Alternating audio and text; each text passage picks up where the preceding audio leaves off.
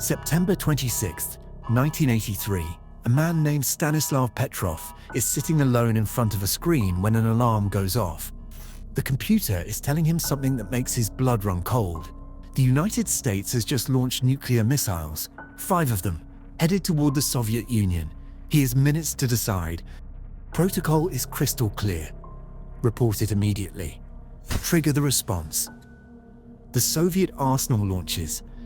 The Americans detect the incoming. They launch back.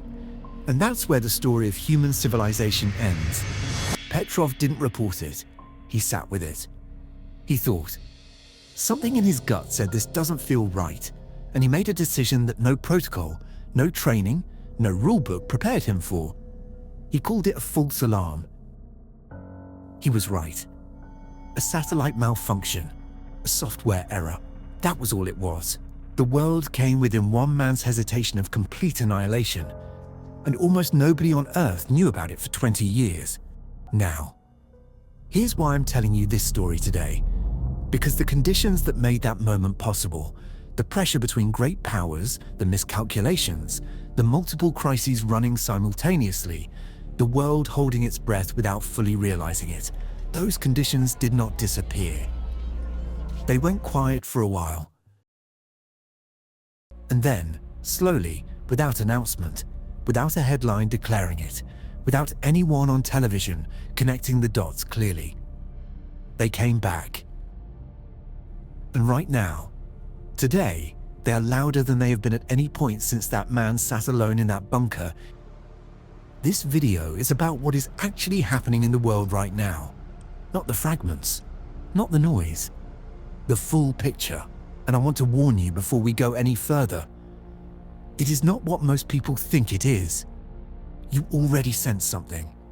You don't need me to tell you the world feels different right now. You've felt it for a while. A low hum of something. Underneath the news. Underneath the politics. Underneath the noise of daily life. Something that feels heavier than it used to. You're not imagining it, and you're not alone. Because the feeling you have, that instinct that something significant is shifting, that is not anxiety. That is not paranoia. That is pattern recognition. And people who have lived enough life to see the world change more than once, they develop a sense for it. A kind of radar that the young don't have yet. The question isn't whether something is happening. The question is, what exactly is it? Most people carry a picture in their mind of how wars begin. There is a moment, undeniable, visible, a border crossed, a shot fired, a speech that changes everything. Something so clear that the whole world stops and says, yes, that is where it started. That picture is wrong. Not sometimes, almost always.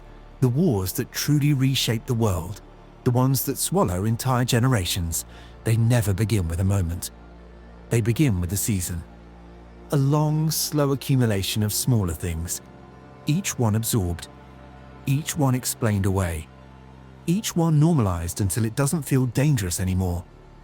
And then, one day, when the pressure has been building silently for long enough, something small, something almost trivial, causes the entire structure to collapse. And everyone looks around and asks the same question. How did we get here? The answer is always the same, slowly. Then all at once, we are going to look at exactly how that happened before, and then we are going to look at right now, and you are going to make your own judgment. 1936. Europe. Hitler has just remilitarized the Rhineland, a direct, deliberate violation of an international treaty that was supposed to be a firm, permanent boundary. The response from Britain and France? Protests.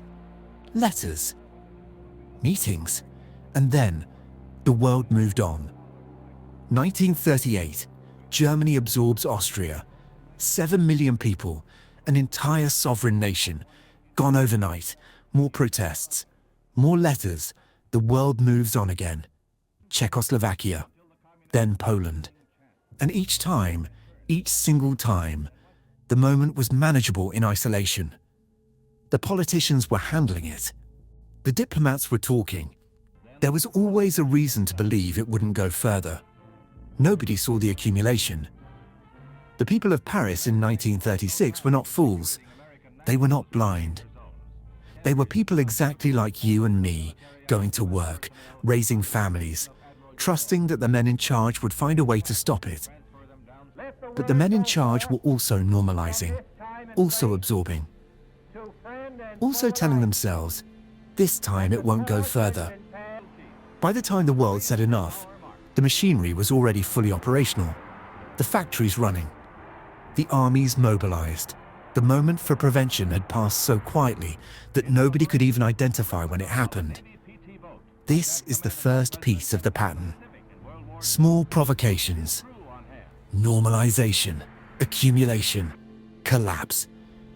Now hold that pattern in your mind, because we're not done with history yet. Go back to Petrov for a moment. 1983. The Cold War is at one of its most dangerous points. Two superpowers, enough nuclear weapons between them to end life on this planet multiple times over, and a level of mutual suspicion so deep that a software error nearly triggered the end of everything. But Petrov isn't even the closest call. 1962, the Cuban Missile Crisis, 13 days that the world knows about. What the world didn't know, for decades, was that a Soviet submarine commander named Vasily Arkhipov was the only officer out of 3 required to authorize a nuclear torpedo launch who refused to give the order. The other 2 said yes, he said no. One man, one vote, one moment. That is the margin we are actually talking about when we talk about nuclear conflict. Not armies, not strategies, not treaties. One person. Under extreme pressure, in an impossible situation, making a human decision. Now ask yourself something. How many of those moments have there been that we don't know about yet? And here is the question that should stay with you as we move forward. Are we building a world with more of those moments or fewer? Because I think you already know the answer. Let's talk about today, not with panic, not with politics, just clearly and honestly. Right now, the United States is entangled in more simultaneous geopolitical pressure points than at any time since the Second World War. Let's go through them. Russia. The war in Ukraine is now the largest land conflict Europe has seen since 1945. What began as something the world assumed would resolve quickly has become a grinding, exhausting, years-long war. NATO nations are supplying weapons, intelligence, training. The line between supporting a war and being in a war has blurred in ways that would have been considered unthinkable a decade ago. Russia has made deliberate, calculated signals about its willingness to escalate. Those signals have been absorbed, normalized. Sound familiar? China. Beijing has spent 20 years building, militarily, economically, technologically. The Taiwan Strait, a narrow body of water, is now one of the most watched and most dangerous flashpoints on Earth. Both sides have drawn lines that are increasingly difficult to step back from without losing face. And in geopolitics, losing face is sometimes treated as an existential threat. Chinese military activity in the region has increased steadily. The language from Beijing has hardened, and the commitments made by Washington have become more explicit. 2 great powers, one island. A very old kind of problem, Iran. This is the part that doesn't get enough attention. In 2024, Iran launched direct missile and drone strikes at Israel. Not through a proxy, not covertly. A direct, state-to-state military attack. Israel responded. The exchange was somehow contained. But think about what just happened there. 2 countries with massive military capability exchanged direct fire. And within weeks, the world had moved on, normalized, absorbed, the pattern again. And Iran's nuclear program is currently more advanced than at any point in its history. The window for diplomacy on that specific issue is narrowing in ways that military planners on multiple continents are watching very carefully. All of this simultaneously. That is not normal. That is pressure. Building. In multiple places. At the same time, here is where this stops being abstract. Because you don't have to be a soldier or a diplomat or a military analyst for any of this to affect your life. It already is. When conflict disrupts oil supply routes, you feel it immediately. At the pump, on your heating bill, in the price of anything that gets delivered by truck or ship, which is nearly everything you buy. When economic sanctions and trade wars ripple through global supply chains, the cost lands on ordinary people. On your weekly shop, on the price of the things you've bought your whole life. When great powers compete for technological dominance, it shows up in the cost of electronics, in which companies survive and which ones disappear, in who controls the infrastructure that runs modern life. This is what modern conflict actually looks like. It doesn't always wear a uniform. Sometimes it looks like a grocery receipt that doesn't make sense anymore. And there is something else happening that is harder to measure, but just as real. Long-term uncertainty, sustained, unresolved, ambient uncertainty is psychologically exhausting. For individuals and for entire societies. When populations are exhausted, trust in institutions falls, anger rises, the space for careful, patient diplomacy shrinks. Leaders face pressure to act, to be seen as strong, and leaders who need to be seen as strong have a historical habit of finding, or creating, the kind of moments that make strength visible. That is the feedback loop nobody is talking about clearly enough. So let me be honest with you about what I think this is. I don't think we are on the eve of a World War III in the way that phrase is usually imagined. One declaration, one day.